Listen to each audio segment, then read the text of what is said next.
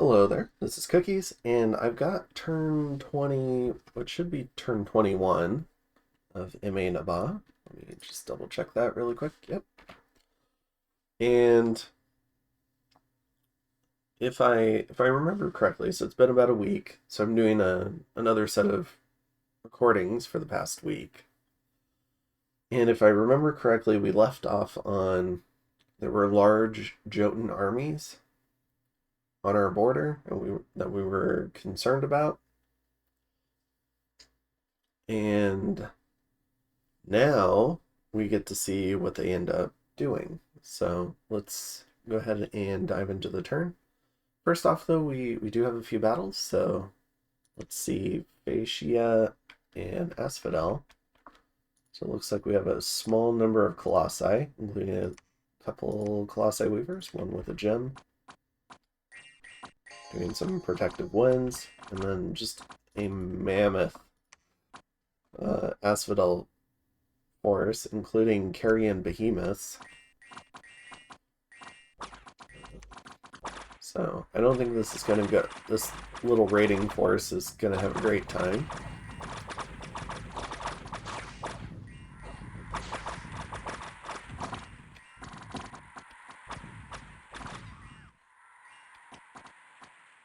Oh, is she going to get away? Very nice. I think she got away. Yeah, so that could have been even a little bit worse than it was. Banderlog attacks Abyssia in Hubbardton. So we have the full Bandar army, including a big block on the bottom with some mages doing some point buffing. But not a whole lot here. There's just a little bit of PD. And here we've got, looks like we're going after, oh, this is, all right. So this was one that I was nervous about, but I was feeling a little bit of concern that Abyssia might roll through, and I wanted to be able to have this, I wanted the opportunity maybe to recruit a couple of these guys, but in case Abyssia won, maybe that could be part of my trade. I'd get to walk them out. But Sinos are pretty tough, and this is like, I really like the Camel Riders, but it's not necessarily like a high quality fighting force. It's more of a raiding force. So they're gonna struggle. They're in a cave, so their precision is terrible. Yeah, and they have to land multiple arrows on these guys to be able to kill them.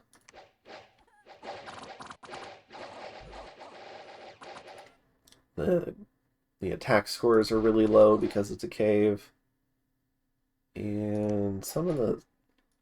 Let me find a better Sino. And some of the Sinos have okay defense. So it's going to affect our ability to hit them with scimitars. So what ends up happening is there's a bunch of them here. And they've got berserkers, so you really have to be kind of efficient at killing them. But hopefully what happens is they kill enough of these desert warriors that we HP route, and I'll preserve more of the camel riders. One of those things where you're okay with your units having poor morale. Maybe I should have done fire and keep distance, even though it's broken, and they just go to the back. The camel riders do have the shoot while firing bit. Alright, here we go. Alright, so we take more attrition than we wanted, but we get to... Maybe we should have pinged this one. But we do take pretty hefty attrition here, so I think this is 20 times, I don't know, like 400 and...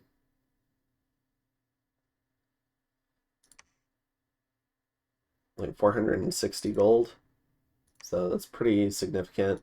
These Desert Warrior guys, they're really cheap, but they still cost gold too.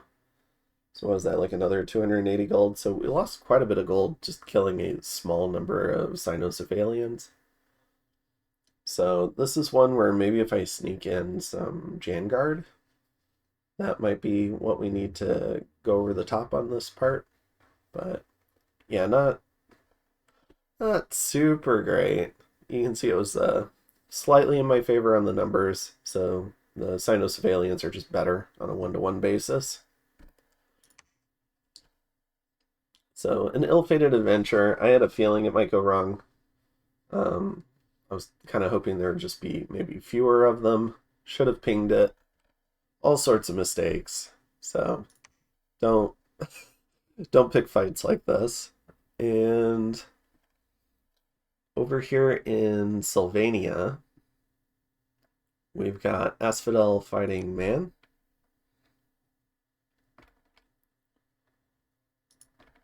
So, or I guess pinging. So we've got a Harpy pinging a large number of knights. So we've got this hefty bless on Man. All the resists, some HP, some strength to get out of things like Tingle Vines, which Asphodel can do a lot of. Got Enchanted Blood for a little bit of regen, Blood Surge to get a little more killy once you've killed a mannequin, let's say, and Heroism for extra experience. Inbuilt in the chassis is Recuperation, including for the rider, which is interesting. And this Recuperation will allow them to heal afflictions. They're disease resistant, so Kitson really has built the perfect little bless for going and killing Asphodel. Very spooky units. I think maybe the only thing that would help more is anti-magic to get their MR up. Because getting 17 or 18 MR, because I think the Sleeping Vines is an MR check. So that would go a long way towards helping with that. So yeah, very, very spooky cavalry. And he's bringing in a large number of these monks. And he's giving up a small amount of research to bring these monks, maybe like 30 a turn, so the equivalent of 2 to 3 mages. But what these monks can also do is provide a heck of a lot of banishment against mannequins. So not only can they help with blessing in case like a prophet dies or he doesn't want to bring his prophet, but they can also provide plenty of artillery support against mannequins. And it's kind of great because they aren't going to have a whole lot to do besides bless and banish.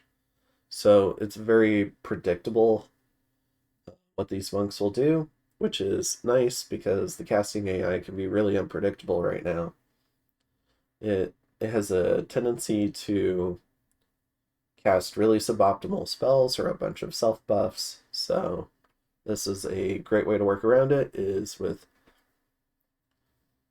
I hesitate to call it a mage, but I guess with priests and mages that have very predictable pathing or mono-pathing, so you have a better idea about what they're going to do.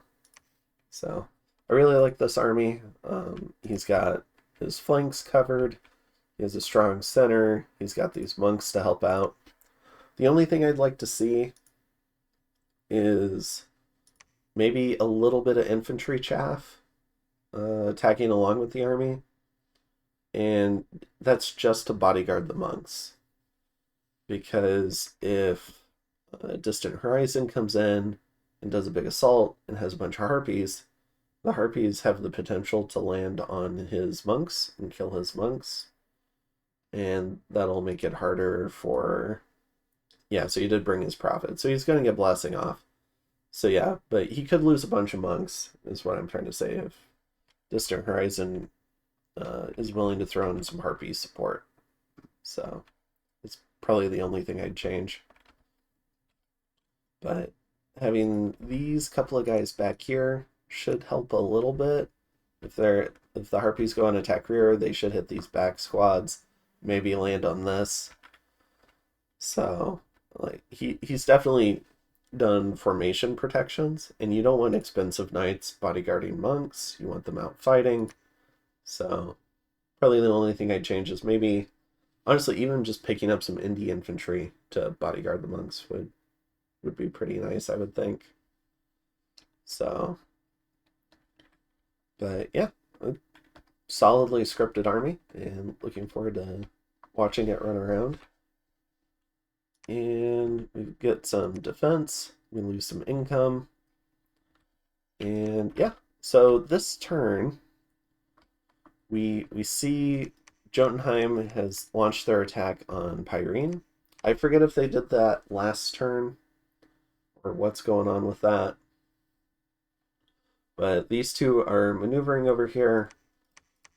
When all these Jotuns showed up here, we did sign we had an informal defensive alliance with the False God. We would help each other against Jotun aggression, because I don't think either of us wants to see Illwinter and tons of cold scales. Like, I don't want to see a cold Pyrene region where Jotuns could invade me across this river. I don't think False God wants to see a bunch of cold coming in through here on Nabah. So, and I would have been the far softer target for Snuggles, who's playing Jotunheim. He probably could have just walked at my cap and killed me. It would have been kind of a weird diagonal war, because we only have this small border here. So if he'd done that, he probably would have come this way, which would have been far more clear to me what was happening. But I think his best option still was Vanarus, because you get to fight in another cold nation. You get all that ice protection on your sacreds.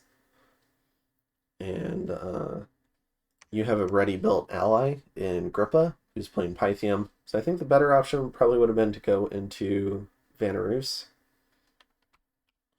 Another potential option is maybe Man or Ulm. I don't know about Ulm, because you have to go through this one province choke point in Forest of Gun, because I think Ulm is just this area. Going into Man, you have to kind of walk around this lake, which is somewhat tricky, and across this bridge, but it seems more doable than an Ulm war. I'm not sure if you want to fight either of these nations, though. I still think I strongly lean towards the fighting Vanarus as being the best option, and probably the second best option would be attacking me. Although you would have to really try and push your Dominion to, or be ready to fight in heat, which probably means maybe fewer sacreds. Although, I don't know, like, I'm not particularly hot. I'm more like neutral temp. And that was to avoid the wasteland population penalties. But I still think you don't want to take your sacreds out of the cold if you can help it. But yeah, I think it would have been a better option to attack. Pyrene is over here. I'm not sure if maybe he just thought maybe the matchup was more in his favor, but that's also a solid option. We'll have to see how they end up fighting. I just know that I was running some testing, and I couldn't really kill his sacreds unless I had a bunch of Mukarib and Soulslay. So that's what we're going to turn on recruitment for, as we honor our defensive pact with Pyrene. Although we haven't quite turned on the Mukarib yet, so I guess we're outputting some Caribs. But part of that is I'm still trying to get up some infrastructure. So we're getting up this giant palisades here in this wasteland. And we're trying to get ready to get up a lab here. But in terms of research, we've already pivoted. We're going to run down to Thom 5, get Soulslay. And pretty soon here, we're going to turn on full-time Mukarib production since we get the money. The Caribs are a little bit cheaper. We've started moving assets towards our border with Jotunheim. So we've got some camels here. We've got these camels sneaking through the Forest of Long Night. which, as long as I don't get patrolled out, is a little bit of a strategic asset for me. Although I should probably just loot this. I should have looted this or this province maybe 5 turns ago, but don't want to upset Zan, who's playing Vanarus, by vulturing. So, but this might be pushing it enough. Just kind of like technically it's Grippa's at the moment, but it's going to belong to Zan soon. But yeah, stealthing through here, moving some scouts forward to see what's going on around here. So we'll see how that goes. And we've got some scouting down here as well. So we're just trying to get a better idea of what's going on. The war plan is we're going to open with some camel raids. Fairly inexpensive. I think each raiding group, let's say it's like 10 camels. Some number of camels. Maybe 12 is a better number. And 12 would put it at right around 300 gold, plus the leader would make it right around 400 gold. So a 400 gold raiding party. Pretty low commitment. Like, don't get me wrong, like, would prefer not to lose them, but I don't know, you're going to lose stuff in the raiding game, and 400 gold raids to take provinces that maybe yield 100 gold seems okay to me. And then moving up, let's see. This guy's just bringing a couple of gnomes that we got from an event up here. Someday I would like to gift of reason them, and that should help me break into nature. Or not. I'll probably have to do divine name just because of my pathing, not gift of reason. And this guy's over here to try and build a lab when I've got some money. We're moving our sacreds. So we've got our elf gang leader coming up with 65 sacreds.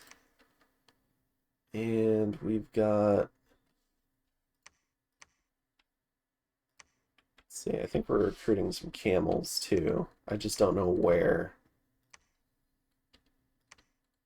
Yeah, it might just be mostly buildings this turn, but we are mobilizing.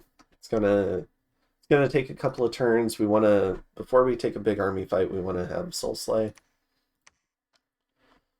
Because targeting it seems like in my testing, the easiest way to target these 100 gold giant sacreds from Jotunheim is through their MR. Now, let's see, that is 15 MR, so it's pretty hefty MR. But hopefully we can Soul Slay our way through a good amount of it. They're very tough to kill in actual combat. Oh, that's the goad, sorry. Yeah, 13 MR. Yeah, that's more reasonable. Yeah, so I want to target them through the 13 MR using a communion for Soul Slay.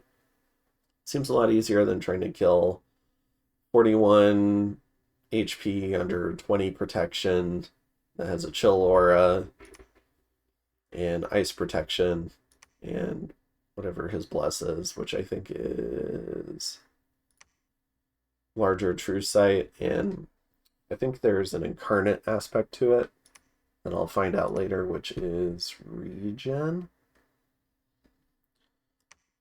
Let me double check that. Oh, magic weapons. Okay. So, and he does have true sight and magic weapons, so a lot of the normal elf shenanigans aren't going to work as well. So I'm going to lean more into the Adite part of my lineup, which is the Adite Elite Soldiers, because they hit hard enough, 23 damage slashing, versus the Spear Attack. Should far more consistently punch through protection. And we're also going to use these guys, because it's just big banishment. If he tries to do a Skelly Spam Communion, or like a, oh, what's it called? A a Turbo Communion setup where he's using like a Scrotty as a slave to power multiple Communion Masters for Skelly spam. So having communioned up Holy, where maybe they're all Holy 4, should help deal with that. And then also the Astral to do Soul Slay should also help with that.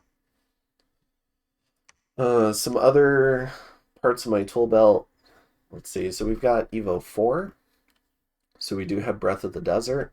So we're moving up our Malika up here so we can potentially Breath of the Desert potential battle sites. I don't have great fire income, so I really don't want to do it, but if I need to, then I need to. We're getting some Boots of Long Strides, and that's so a Mukarib that I train here can walk to Blue Coast in 1 turn, and I think maybe walk to Ablak in 1 turn, rather than walking to Glanis and then Blue Coast or Ablak. So it's kind of the point there. Continuing to manufacture Alquills. We're continuing to buy Alquills as well from Ulm. Just trying to take advantage.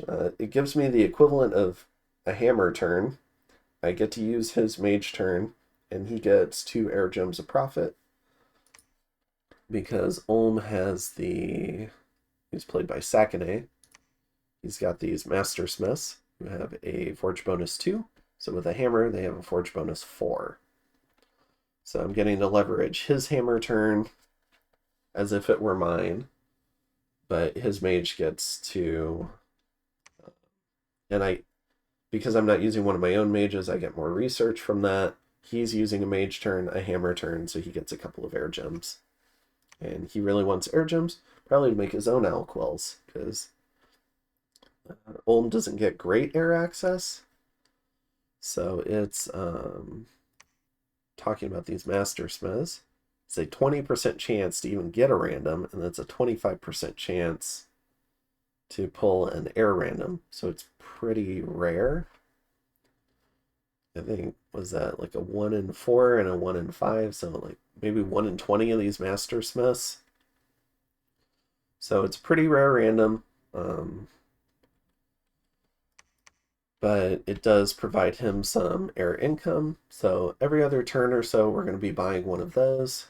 And then I think we're also doing a... no, I'm just sending him a message. Okay. Let's see, what does it say? Yeah, hope things are going well. All right. So I think that's most of what's going on. Mostly getting in position, getting some site searching going. Hopefully we can find some fire gems. Starting to turn on Adite production, and soon we're going to turn on Mukarib production. So I think that's good for this turn for the most part. I guess we can take a little bit of a look at some of the foreign stuff. So it looks like we're about to get our big matchup with Abyssia and Bandarlog, and we'll see if Balin adapts to this block formation on the bottom side, and the mages kind of being in the weird positioning. They're on the kind of like far outside. So we'll see if Balin adapts to this formation. Over here, we've got Asphodel and Man fighting over Sylvania. But also, we can see here that Distant Horizon, who's playing Asphodel, has taken Fascia. And while Kirby, who's playing Fascia, is trying to get Fascia back, it's just, this is a very tough to deal with army. And so I think Kirby's in trouble, especially having lost his cap. Over here, Carrion is cracked, so I think we're looking at Zan storming it and getting a fort nearby Pythium. I think that should give Zan an overwhelming resource advantage on Pythium, But Pythium does have a very large stack here. Pythium's played by Grippa. So classic Grippa cap defense against his buddy Zan. And I think that's most of it. So I'll go ahead and see you in turn 22. Have a good one.